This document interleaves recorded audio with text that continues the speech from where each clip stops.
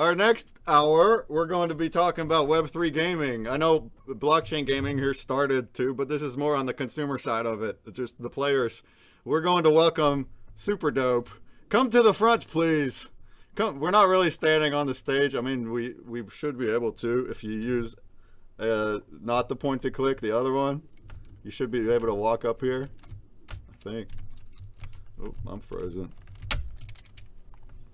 But in addition to Super Dope, we also have Crittercraft Gaz, we have Sammy Snake, and we have 6-Bit Glitch, and we have Dr. Zeus from Atomic Hub.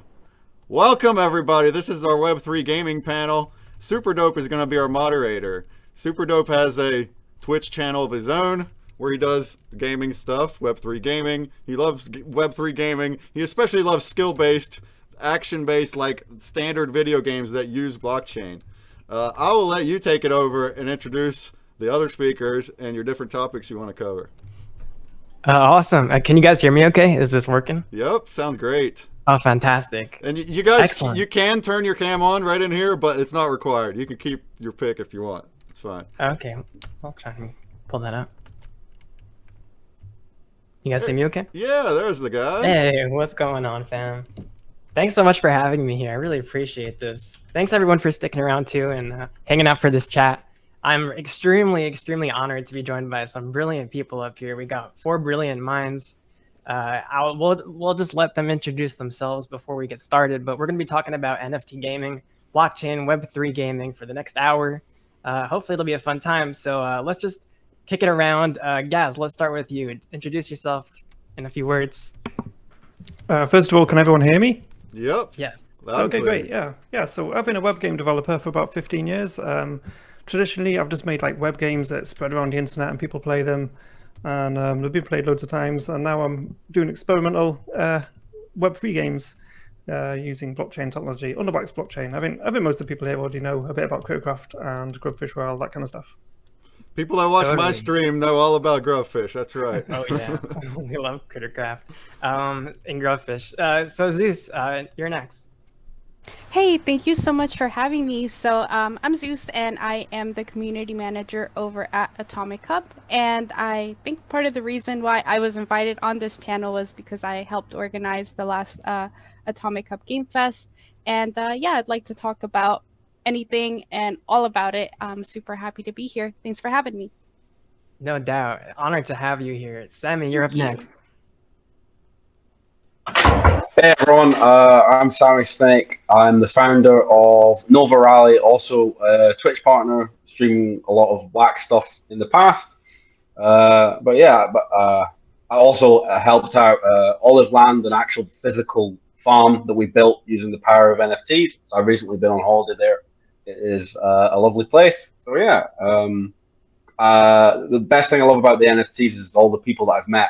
I've literally just been to my second wedding last week from someone I met from Wax. So the Wax community, I've made a lot of actual like lifelong friends. So it's been a really good experience for me. That's amazing. And you're still in Germany from the wedding, right? You're still there experiencing it. Yeah, I fly back tomorrow. I'm finally going home. But yeah, I just like being able to just roam around the world and just hang out with people I've met through Discord and like in crypto. So that's been a lot of fun. amazing. All right, up to you, 6-Bit. Hi, I'm 6-Bit. I game developer, artist, currently working on Chira Station, part of Reality Boffins, building all kinds of stuff for the chain. Definitely focused on all the kind of the how consumers view Web3 gaming. We've been business to business sort of game developers and developers for 20 odd plus years. So yeah, just here to discuss the future of how Web3 can exist. Amazing. Really excited to talk about it with you guys. I'm Super Dope. My real name is Jonah. I consider myself a gamer. I used to compete in esports gaming. I also founded an esports league. So I just love the entire space. Web 2, Web 3. I just try and play games that I think will be fun. And I stream to my community on Super Dope TV on Twitch. And yeah, I'm really excited to be talking about a topic that I'm extremely passionate about for the next hour with some people with everyone here that I really respect. So we're going to be talking all about Web3 gaming, from the current state of what is going on with NFT gaming to more future takes on what it should be, what it can be. Yeah, so let's just dive right into it. So let's just start with the present, right? What is the modern state of NFT gaming? You know, we have obviously there's a public sentiment. We're in a bear market. Let's just get into that. I don't want to hear any like solutions right now to to any problems. I want to hear the current state. If there are problems, you can name the problems. Let's start with you guys.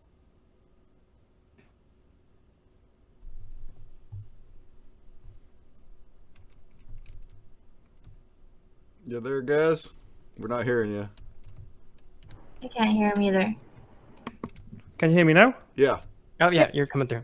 Can everyone hear me? Because somebody was just telling me on Discord that they can't hear me back when you were saying you could hear me earlier. I don't know if some people. I don't know why that would be. Okay, anyway, we so hear you great I was right distracted. now. Can you repeat the question? Because I was just distracted with the. Yeah, no sound. doubt. Just what is the current state of Web3? How did we get here? How did we end up here? And kind of like discuss the public sentiment and your take on current state of Web3 gaming. No solutions to the problems yet, but if there are problems, you can feel free to address them.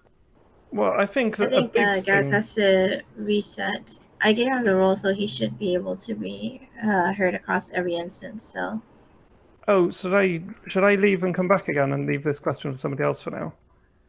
Sure, yeah, we're happy to bounce it back to you. Zeus, you want to start off? I'll reset just to make sure. Go ahead and me. refresh, just in case. Maybe some people problem. can't hear. Sometimes there's some bugs happening. It's fine. Let's go to the next We'll get person. back to you.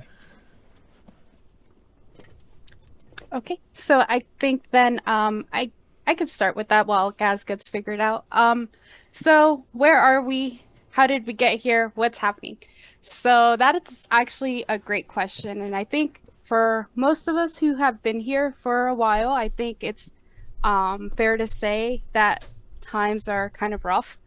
The sentiment overall is really low. People don't have a great thought about NFTs, gaming. I think overall, it's pretty clear, like if you talk to anybody outside of the space. So I think I'll start off with that. If you talk to people that are not actively building, they tend to have really negative associations with blockchain gaming and what NFTs are all about. And this could likely be due to what they saw in 2021, like the summer of 2021, where back then, you know, we were at the peak of the bull market and all these projects could just come out, release PFPs, and just you could buy something and literally make a life-changing amount of money like that next week, essentially. So that's where it started. And I feel like because of that euphoria, a lot of bad things came out of that. And then it didn't help that, you know, we went into 2022. In 2022, and then, you know, we got all these big companies that were supposed to, that marketed themselves as being good for the space, ended up just running off with people's money. So, I mean, it was quite clear then that the people that we thought we could trust, we couldn't trust. And then lots of people lost money. That is basically 2022. 2023, we're here. Yeah. People are still building. The sentiment's low, but the people that are in the space building, so that's the outside view. The inside view of the people inside of the space, they see the true value of blockchain and they see what it could provide for games in the future. So I think that's what you're seeing here today, and that's what you're seeing here at NFTOPIA is the people that are actually still in the space despite the bear market, despite the negativity, and just building for the future. So I think in short, that's really where we are. We've been through hell, but we're gonna see the light eventually. Awesome. Yeah, I think that's a fantastic summary, kind of going through the years of when the market really seemed to kind of take over in terms of the public interest and how we got where we are today. And also interesting showing both sides, kind of like the gamers, people outside the space that aren't really familiar with blockchain, and people who are here today who are more versed in and really understand what the technology is and what it can be and the different applications. So yeah, let's move it over. Sammy, where are we? How did we get here? I mean, we have a perfect storm. You know, people had a lot of time on their hands because of COVID. people had a lot of money on their hands because of the crypto assets skyrocketed, and it kind of created like this perfect scenario where, like, you know, if you're out fishing, it's a beautiful sunny day, and you think that, oh, this is what fishing is, but fishing, you know, sometimes can be quite miserable. You're just out in the rain and you're not catching anything, and I'd say that's probably where we are at the moment. But you know, it's the same exact thing happened when Kickstarter first came around. Is that there was a load of new exciting ideas, games, inventions, and people plowed money into this. It was a new way of doing things. And but to this day, Kickstarter is an established thing. Everyone knows in society what Kickstarter is.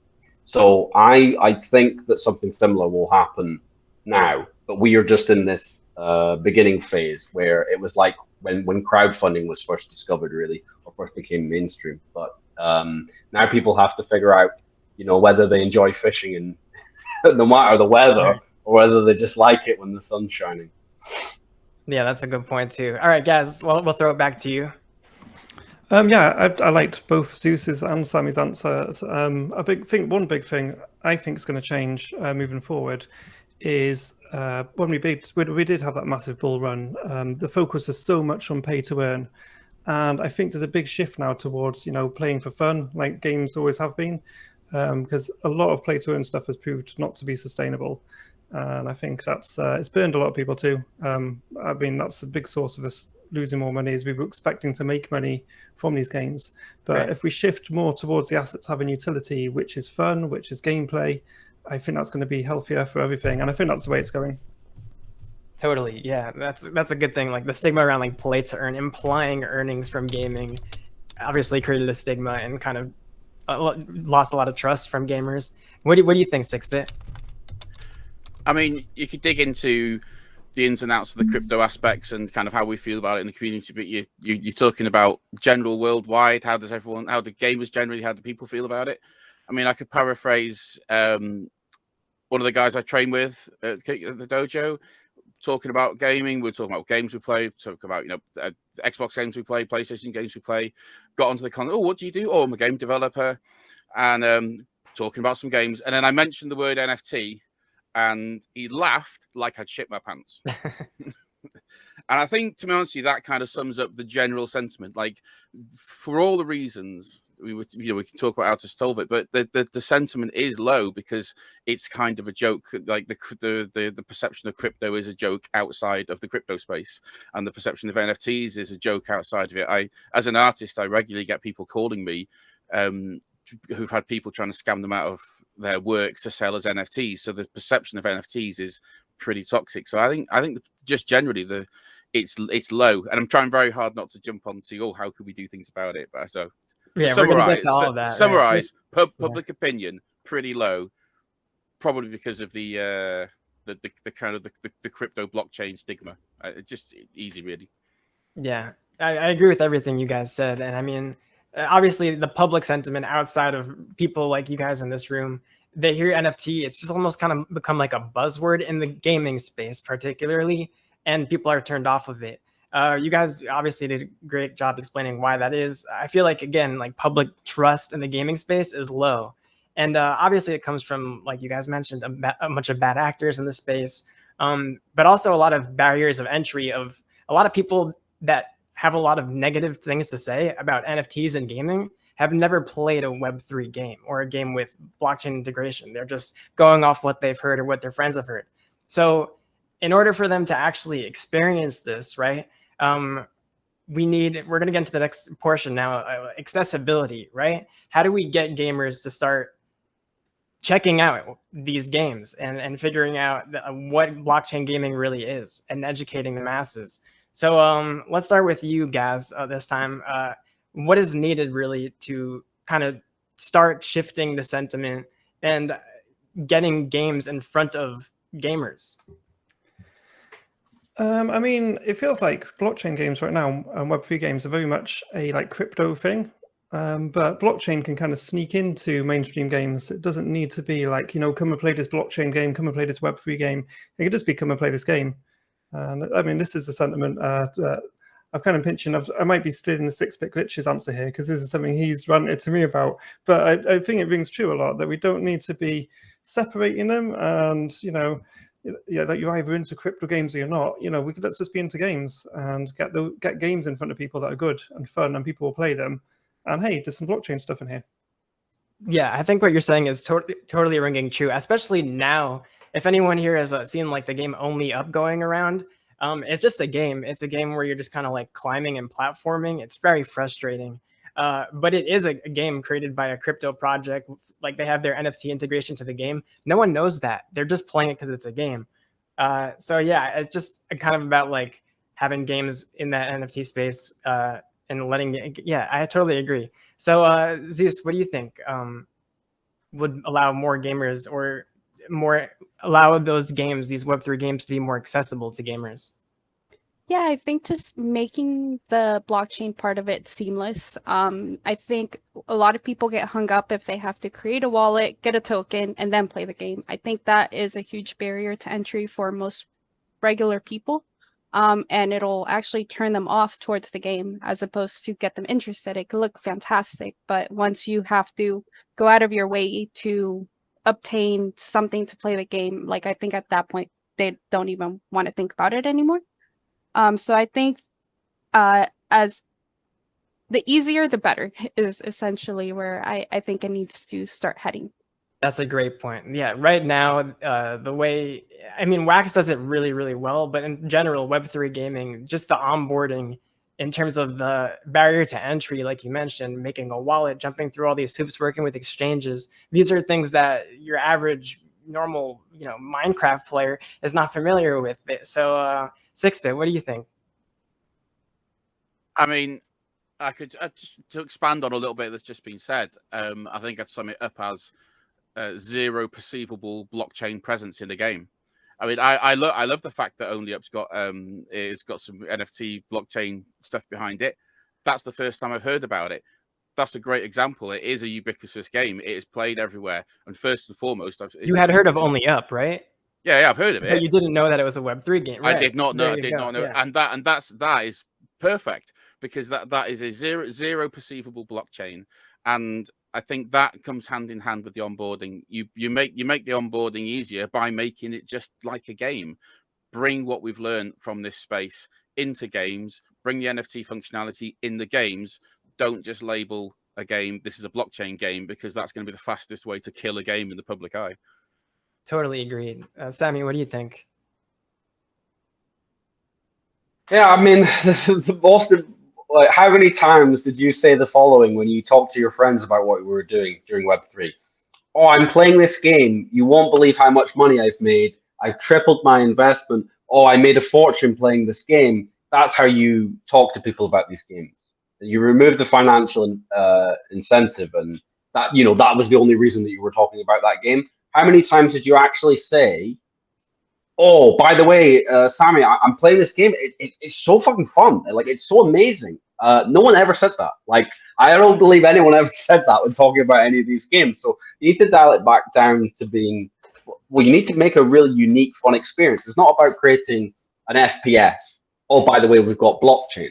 That's not, no one cares about that. You need to actually create original ideas, fun content. It doesn't need to be an MMORPG. You need to find some level of fun and build a community from there. But the Only Up example is interesting to me because it's good. It was a nice example that 6-bit hadn't heard of it. But I looked at the Steam reviews for that game, and they were mixed. And as soon as people did find out that there was an NFT relation, negative reviews rained down from hell. So I did see that, but that was the only thing that they rated a negative for, just because it had NFT integration, no other reason. And so there's still a long way to go. You almost need to be like covertly, you need to like give people inventory systems and the idea of digital assets, and slowly bring them along before they realize that in 3 years' time, actually, it's just the next phase of Web3, and they didn't know all along.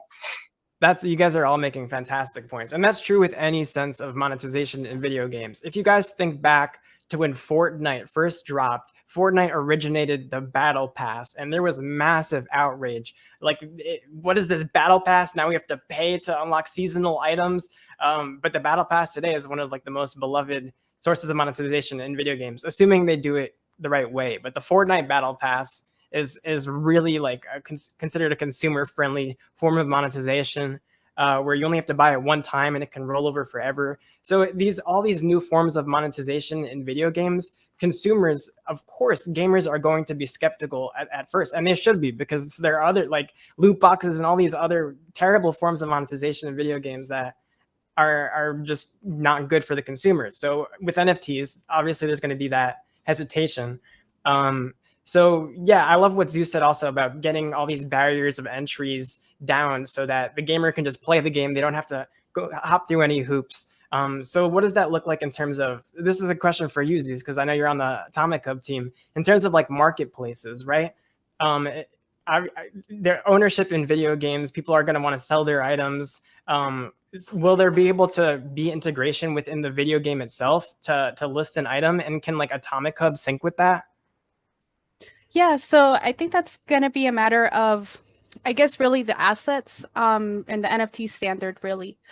Because ideally, I guess, because kind of what you're pointing to is if you should be able to now buy, sell your assets within the video game without having to go externally.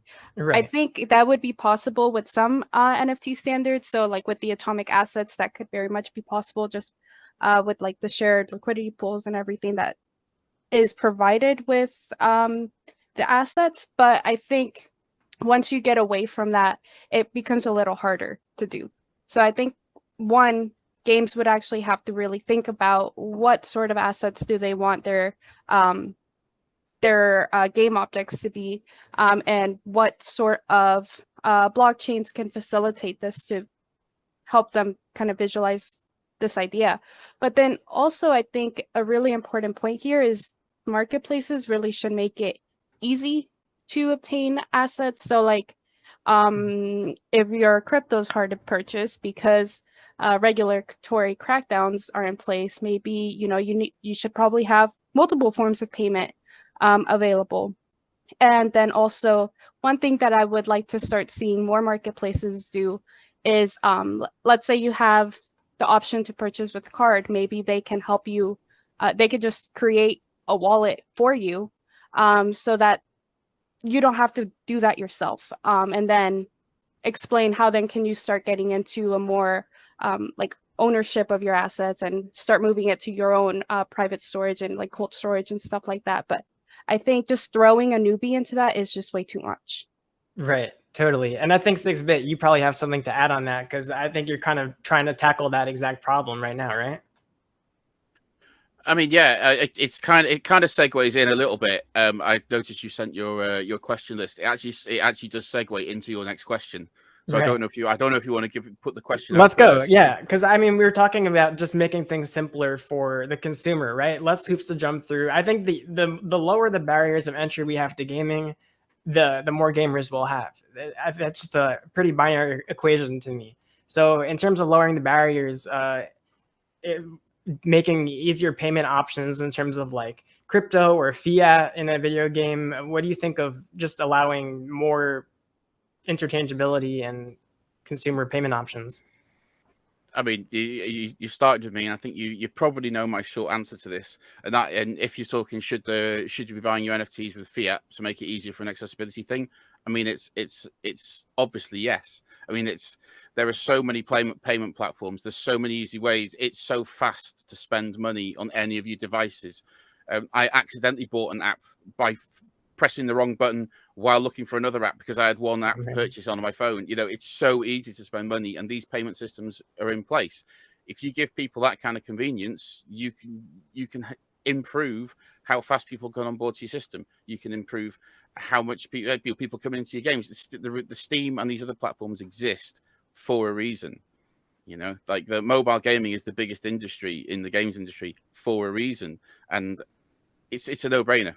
It's if you want to go into niche areas and use crypto to buy NFTs, fine. But if you want mass adoption, it has to be with fiat. All right, that's an interesting take. Yeah, I mean, most people are. I mean, people over time are getting more and more familiar with crypto systems and trading and their wallets, but the majority still yet has not been on board, but there might be still people interested in the games. And I think that is kind of how we get to mass adoption. I think gaming and just Web3 NFT integration in gaming particularly I really think that could be like the turning point into mass adoption, because gamers just like gaming, right? It doesn't matter. I don't think it will matter in the future where the game is, Web 2, Web 3. I think if the game is fun enough, people will play it. So before we hop into that exact topic, let's just say, I mean, I think you guys both kind of answered this, but custodial wallets versus owning your own keys in Web3 gaming and on an accessibility side. What are your thoughts on that? Let's start with you, Sammy. I think for the vast majority of people, you think about the people that play games, like these mobile games. I don't think that they are ready for custodial full custody of their own assets. I like the number of things that I've seen, like people that quite savvy people in the wax space. They've lost all their assets. They've clicked on the wrong Discord link, and everything's gone instantly. So I think some level of, particularly in these early days, is you kind of do need an arm over the player's shoulder guiding them along. And it does take away from some of the freedom that Web3 is all about. But for mass adoption, if someone's first experience is that they're playing this game and then they click on a link on Twitter and they've lost everything, they're sick to their stomach. They'll remember that feeling for the rest of their life and they will never come back. So I think that you probably would, if you sacrifice the custody, there should be like security in place. And if it makes for a better player experience, then I think that's the way to do it. I think it's been an interesting experiment being like, right, you're in complete control. It's kind of hard to get started. You need all this stuff to get started. But once you do get started, we do have complete freedom. And that's kind of exciting. But we've also seen a lot of negatives. So I think it's an interesting experiment, but I think the next phase will be this sort of custodial helping hand, but not complete freedom. We may eventually get there, but I think for your average gamer, right. I think it's necessary. I think you're right. And it's interesting because it looks like Wax Cloud Wallet is kind of doing that in the sense that it is a custodial wallet, but now they give you the power to export your private keys if you want to. So it's kind of like that hybrid solution for people who decide to get more into it. If they want to, they can. I think that's kind of cool. Zeus, what's your take on it? Hey, sorry, I was mute.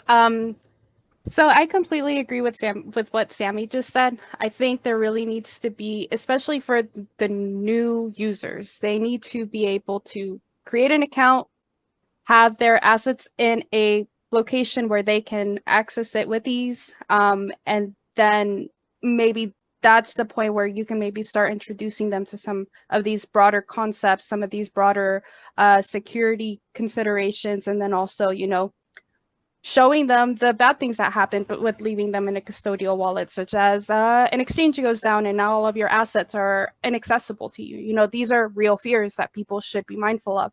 But when you're just starting out, it might not be the most pressing matter and might actually sway you away from getting into a game. So yeah, I think we need to find like a happy medium and then really push for education. Awesome answer. Yeah. All right. So that's a great talk on accessibility. I think we're ready to hop into the next stage, right? Adoption. But before we do that, this is kind of a weird question, but I think it's an important question. Is Web3 really necessary for gaming? Is it needed in gaming? Is this a needed evolution for gaming? Let's start with you on that, Gaz. Well, I think it's a bit, gaming was getting along fine without Web3, so I wouldn't say it's necessary, but I think it's a really interesting way forward. And one thing I always think back of is back when I owned PlayStation games as physical discs. And if I finished playing the game, I could swap it with a friend, I could sell it on to somebody else. But then we've moved forward from that, and now we've got digital games all the time. And usually, like, you buy a game on, I don't know exactly with Steam, maybe you can resell things, I don't know. But most places, you buy it digitally, you buy it in the PlayStation Store, and you can never sell it, you can never trade it. We've given up so much of our rights when we've shifted from physical to digital But NFTs brings it back around again, so we have all of those rights back again. So I think it's a fantastic way forward for gaming and ownership in general. It gives us back all the rights we always had with physical items, but now we can do the same thing digital. And I think it's amazing. I mean, I had the same experience. I say this a lot, but I used to play a ton of Hearthstone, and I would spend a lot of money on Hearthstone packs to buy cards for the card game. And they're digital cards. And eventually, years later, I moved on from the game, and my inventory now is just kind of sitting there in digital Blizzard limbo because I can't do anything with it. So yeah, having the power to when you want to move on from a game to trade or sell your inventory is just such a massive thing for the consumer. And then all on top of that, if you're playing World of Warcraft, if you want to sell this sword that you got, that's the first drop from this boss, there's just so many applications. Is it needed? Ownership has existed in video games. There has been market for things. But Web3 is provable ownership, decentralized. In my opinion, it's the best way of doing it. Is it needed? Maybe not, but I think it's the best technological solution, if that's a word, that we have today. Sammy, what do you think? I'm in two minds. I do enjoy this idea that these assets in the game are mine and you can't take them from me, well, unless you scam me, but then fair play. But then, but the negative side of that I've seen, and it's not just a Web3 thing, it's a money thing. When money gets involved, then botting starts to happen. Then people start to abuse game mechanics for profit, and then it becomes a business. And sometimes it can sort of poison what the community is about, which is in the beginning, people make these games to have fun. So it's a unique idea, but it opens up a lot of problems. Is it needed for gaming? No, because of gaming existed before. Is it a unique concept, and this idea of ownership is a cool one? Yes, I think it is. But when you open that up, you also open up the bad side as well as the good side. And I think that no one has done it right yet. But maybe if they do it right, that's when it will really take off. That's an interesting point too, about like the dark side to it. It's also interesting because, again, gaming has existed before, and the dark side has also existed before. They're technically, you can sell your stuff in World of Warcraft. You just have to go through the black market to do it. And it's not regulated. The games company isn't getting any cut of that. And there's all these potential scams that happen on that end. So it still exists, but I think crypto gives you kind of it's weird to say safer, but it really is a safer, more provable and transparent way of doing the same thing. What do you think, Zeus?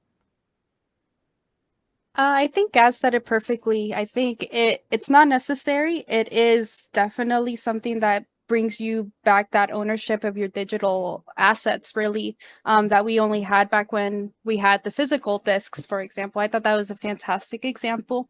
And I think another point that I'd like to throw in with that is that, and really this is more on the matter of, which NFT standard that you're using, because I think if different games were to use different standards, it could get really, really messy, really hairy. And then it kind of goes back to that original problem that you were just talking about. Like, for example, you can only trade your World of Warcraft assets with other players and things like that. But let's say this could be assets that you could trade irrespective of the game, and even then you can start talking about using assets across multiple games, things like that. But right. I think that's I think a totally different thing that I could probably talk about for another time. But I feel like it does give more options. Blockchain does.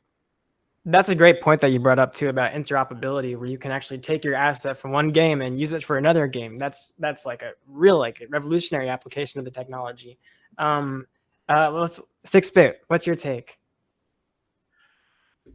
I mean, it's kind of a trick question, because what is the definition of a Web3 gaming? Are we talking, is the general accepted definition Web3 gaming, which is assets on a blockchain, which is part of a cryptocurrency economy? Are we talking assets which are part of some sort of immutable ledger, which can become part of your digital identity? Are you talking ownership of those assets for selling for money? Are you talking for ownership of those assets to have value in the future? Are you talking a system where you can have these assets in perpetuity even if the game goes down? I mean, there's no real full definition of what Web3 is. if you're asking me, do I think should Web3 continue? Is it needed? I would say, if you ask me, are NFTs needed for future gaming? I would say, actually, yes. Yeah, they are. Now, and that might surprise some people, generally how I feel about it. But I think if you take the fact that there is just so many more games, there is so much more data, there is so many more assets. I mean, it used to be a few tentpole AAA titles and everyone was playing stuff. It didn't really matter if we had assets. Now we've got games everywhere. We've got games, most people have got Steam libraries, hundreds of games long. You might play them for one time, get some cool assets after 20 hours of play, never look at them again. Those assets are dead. So the idea of having your assets transferring between games, and I think jumping on what Zeus said, mentioned asset standards. To me, this what can be described as Web3 is much more an asset standard than it is a cryptocurrency project.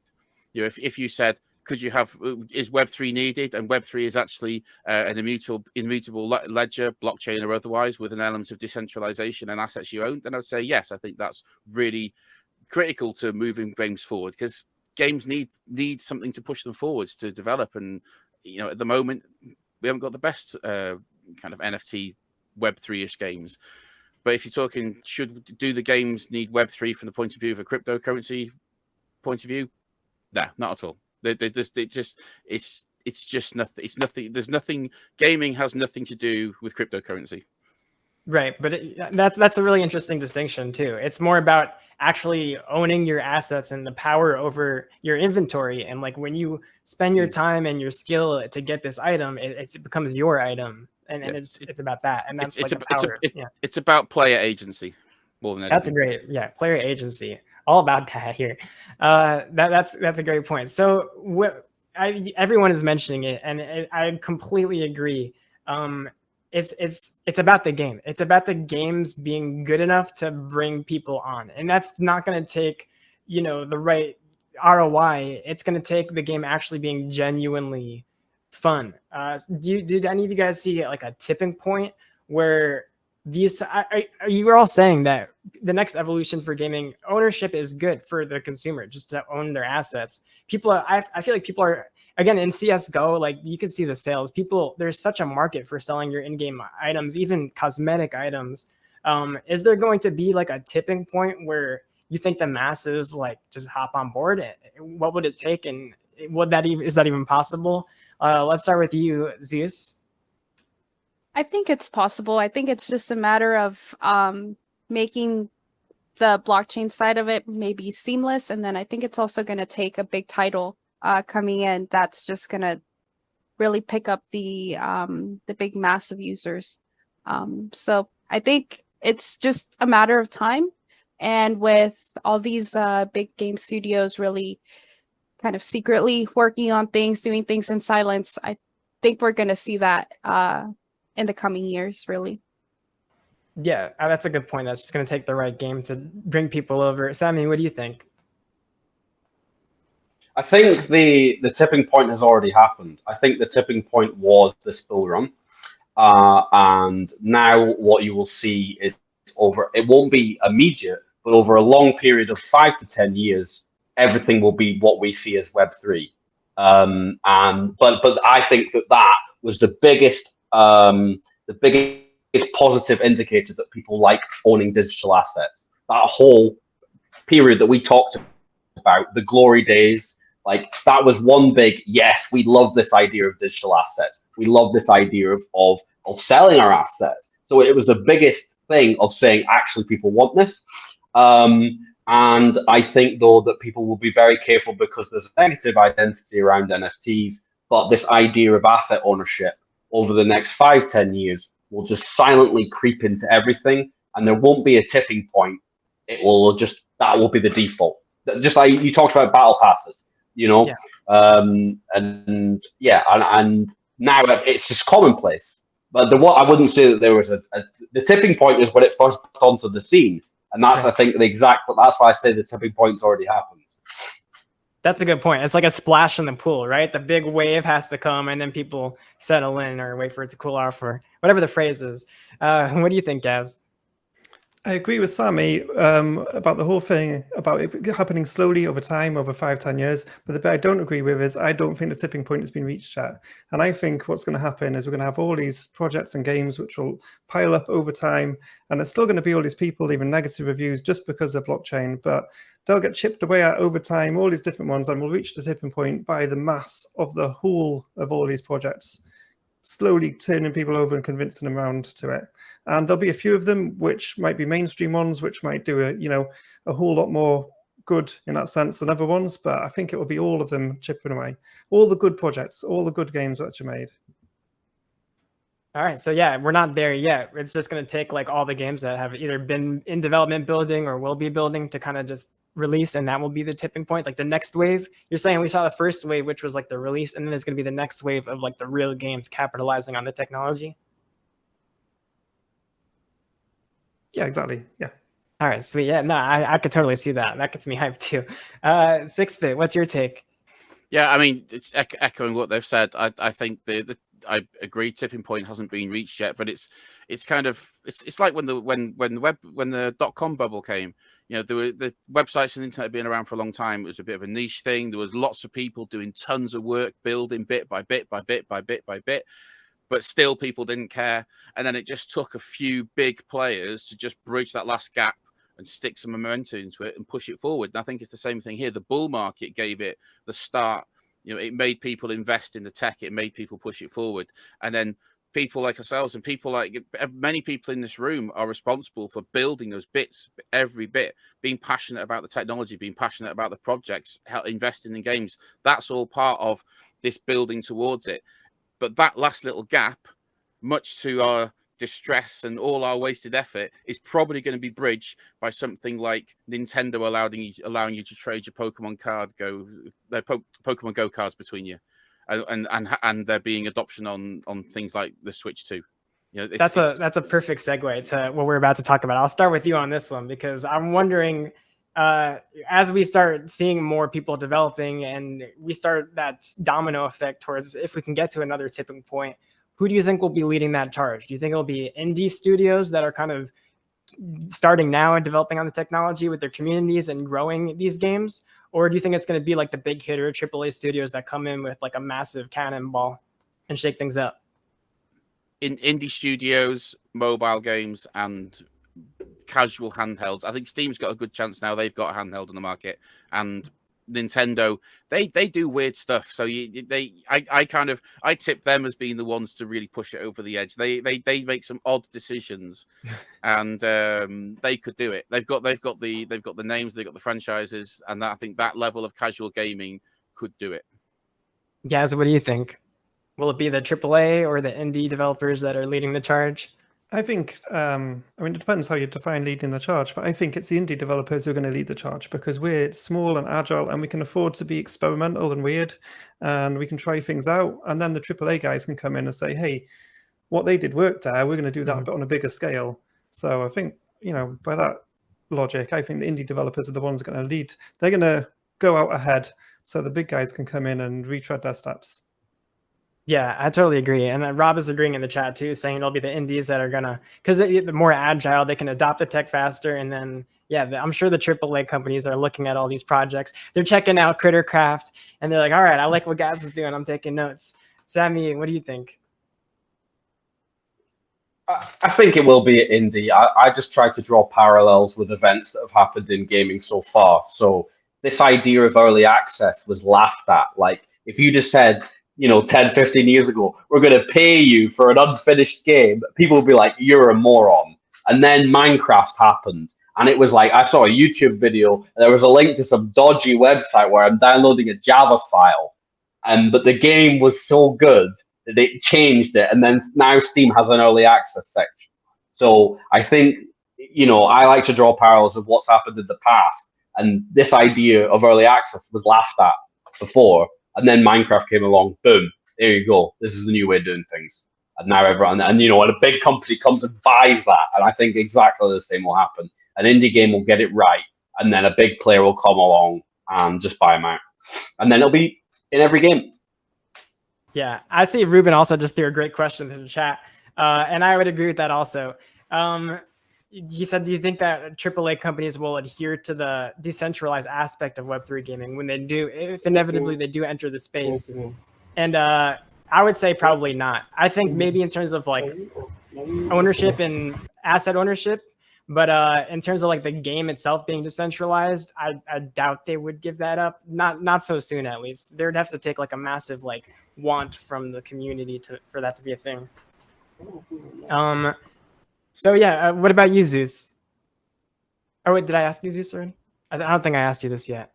It's okay. Yeah, I think the indie games are going to be the ones really taking the lead in terms of like putting in the innovative things first and really figuring out those aspects. But I hate to say it, but I think it's really going to be the big game companies that are then going to like really take the glory for it. Yeah. Which will be sad, but you know, I think it'll be a matter of them learning from the indie games and seeing what worked with those guys, and then they'll just sadly probably be the ones to then be like, oh, look what we did, and not give any flowers to the people that they saw actually doing it first. Because that's just kind of the way it is. But yeah. Yeah. Unfortunate reality, but at least we get to mass adoption at the end of the day, hopefully. With fun games, that's all. I just want to see more fun games. That's what's most important to me, because I feel like that will lead to real mass adoption. And also, this is a good segue. I think competition also breeds like massive communities potentially, and can create a scene. This might be a hot take, but I don't think Fortnite would be nearly as popular as it is. It's a phenomenon, right? I don't think it would have gotten there if its first season of esports, it had $100 million prize pool. And that's what really got the word out there. It made it like a media extravaganza. I think esports is definitely going to be like a massive form and adoption for a video game. So let's start with you, Sammy. Do you think esports is going to be playing a part in Web3 adoption? I mean, I think esports is great for gaming adoption. Web3, I'm not so sure, because of you need to have a pretty good game, a pretty solid, balanced, competitive game first before there's a Web3 element. You also need to have a significant prize pool. So unless it's going to be a very wealthy backed Web3 company, which there are not too many, they're dropping like flies. So I think, you know, I think esports can benefit from some of the things like fans getting digital assets. I think that's cool. I don't think necessarily that it will be the thing that leads to mass adoption, because there's a lot of financial investment. Traditional esports is struggling. The only tournaments that are really running are crowdfunded or funded by money coming from some regions such as Saudi Arabia. So esports as an industry is not doing very well as a whole at the moment. So I don't think that then Web3 and esports will be what leads the charge. I think we need to focus on, right, let's make some fun games first, because there's like zero. Let's make some competitive games. But I love esports. I love watching esports. So I think it's long into the future, if I'm honest. That's a good point about obviously needing the right game, because to have an esport, right, that stands the test of time, it has to balance, like the actual game has to be fun enough to draw in a crowd, be spectator friendly, all that stuff. So throwing it back to you, Sammy, not on the gaming side itself, but on the crypto Web3 side, cryptocurrency and esports tournaments could make, because I know there's infamously like players hate doing tournaments on a big scale because it takes months, sometimes a year, for them to get their payments. But if you do this from a crypto side, the payments can be like instantaneous. The day of you win, you can get your check. What do you think of? Do you think that solves problems? Yes, but I think you could solve the same problem with just escrow. Like, you know, so that's not a Web3. It's just the way that companies do business. Some people have they don't prove their source of funding. So, Right. but I like the idea of a smart contract executing the moment a team wins a tournament getting paid. That's great. But business is done technically on standard terms of payment, 30 days invoice. So the whole world works on that. So yeah, I'm not sure that that's a problem with the Web3 alone. That's valid. That's very valid. Guys, let me ask you this, because I know your games have amassed like over 1 billion plays in your Web2 games across the world. So do you think Web3 has an advantage over Web2 in terms of reaching users, because Web3 is also, it's global in terms of company. It's never sleeping, right? You're always it's always awake. Some countries doing whatever they're doing. So do you think Web3 gives an advantage to getting games out there in terms globally? Right now, no. Like Web3 is a much smaller market than Web2. You know, like I've got a Web2 project which I've been neglecting for a while now, and I've got my Web3 project, and my Web2 project gets 1.7 million sessions monthly, whereas my Web3 project, maybe it's a couple of hundred. It's a vast difference in my personal experience, and you know, you look at figures for the markets as a whole, it's a vast difference too. So to reaching quantity of users right now, Web3 isn't the way to go. Although, I mean, we have seen projects money-wise, which have, from their small user base, have got huge amounts of money because of the whole way that you know, crypto guys view spending money in games differently from traditional games. So yeah, but I think it'll get there though. I think at some point, if we reach this tipping point, Web3 and Web2 could be comparable, and then in the distant future, maybe Web3 will be far bigger. Right, that's an interesting point. So like right now they are really considered separate markets, but hopefully as the dominoes keep tipping, the markets will be blended, and then it'll just be the greater gaming industry market. Web4 has no token. Yeah, what does Web4 look like, guys? The next question. Before we get there, yeah. So let me throw this question to you, 6-Bit, because I know you have worked on like a bunch of VR games and prototypes. Do you think everyone talks about, you know, Ready Player One, the VR, Web3, all that? I don't know if it'll be like that, but do you think VR will come into play, or the technology will combine with Web3? Is there synergy there? What's your take? I'm going to use my loose personal definition of Web3, or what we'll be talking about, for the idea of ownership and identity. And I think that it's kind of a no-brainer. The VR, granted, is not really ready yet, but it's very hard to ignore the transformational effects of having yourself inside a space and inside a game. And with that comes the challenges of how do you best represent yourself? How do you create your sovereign identity? How do you bring your stuff with you? And NFTs and Web3 blockchain tech is a great way of doing that. So I think they do sit hand in hand, but they both suffer from the same problem in that they're niche, they're external. VR has managed to crack it a little bit because they are getting more support. PlayStation still supports and brought out their new headset, which has some of the best eye tracking there is. It's an incredible piece of gear. Obviously, Meta, for better or for worse, have created some incredible headsets. It probably would move VR further, but not for the same reasons as moving gaming further, and not really for the reasons of it being, no one's going to care about it being decentralized. No one's going to care about where their assets are. They're going to care about, where's my stuff, what can I log into with it. So I think asset standards are going to play a much bigger part in that.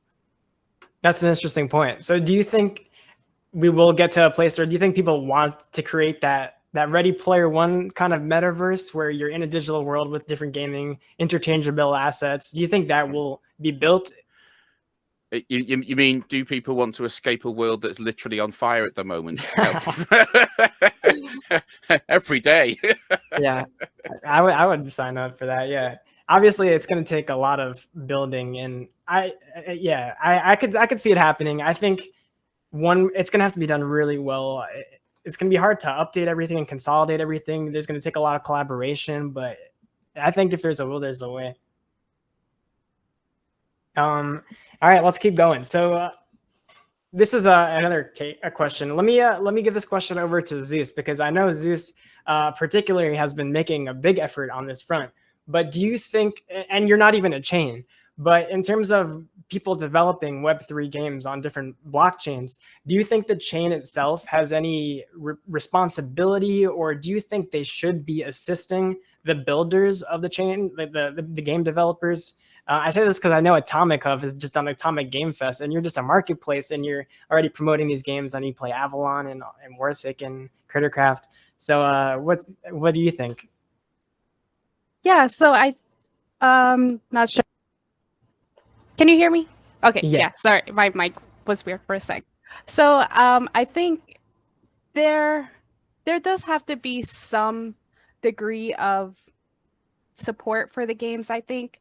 especially if the games are utilizing the token build and things of the sort, which, you know, obviously means that they are being active stakeholders within the community. But I think there's a lot of chains that go about this in different ways. One way is, you know, they provide grants, they provide different sort of funding. And even for Game Fest, for example, Wax helped sponsor the tournament. So yes, there's a lot of ways for the chains to support the development of games and even tournaments themselves. It's just a matter of, do they want to do this? Because it would really be a matter of essentially putting some funds aside for the development of the community, really. So I do think that is something that should be considered. Some chains are already doing it. And I just hope to see more of that, because that's one way that the whole community could come together and really, you know, enjoy the projects that are being built together. So yeah, I do think so. I love that answer. Yeah, I completely agree. I mean, people are spending their time building, using their skills on your chain. Like, the least you could do is, you know, support them and show them that you care. What do you think about this, Gaz? Do you think a chain should promote their games, or the developers, builders?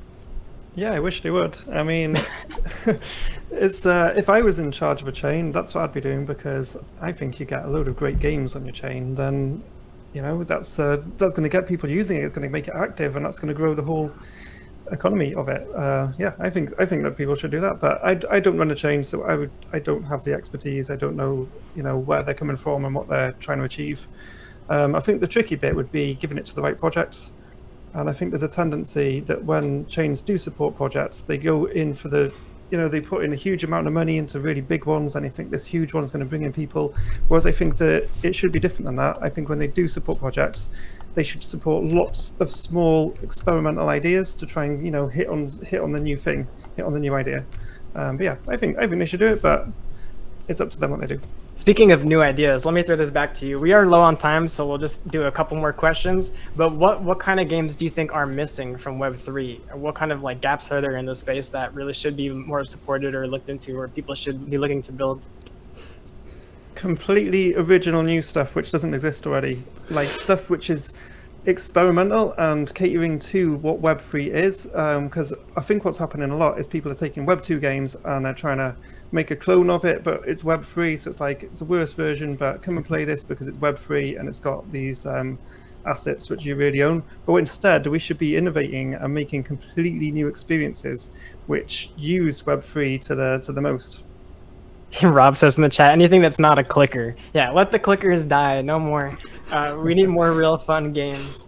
All right, last question. Let me throw it to you, Sammy. What are you looking forward to in Web3? Any games or types of games that you would like to see?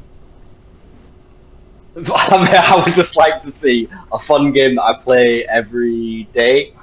And yeah, the closest I got to that was Gods on Chain. That was the one game that I was playing over Web2 games. I was playing that game, but then they made some decisions, and then they didn't have a sustainable business model, unfortunately, and they made some decisions that eventually put me off. But yeah, I kind of looked for that. That was the one game where I was like really playing as a game, and I didn't care how much money I was spending because I was having fun, and I want to see that. That's it, right? If you're having fun at the end of the day, it doesn't matter if you're on blockchain, it doesn't matter if you're spending money. If you're enjoying your time, then it's not a waste, right? All right, I think we're out of time. So thank you guys so much for sticking around. Thank you to our panelists for being awesome, and everyone around it. I really appreciate you being here. All right. Absolutely.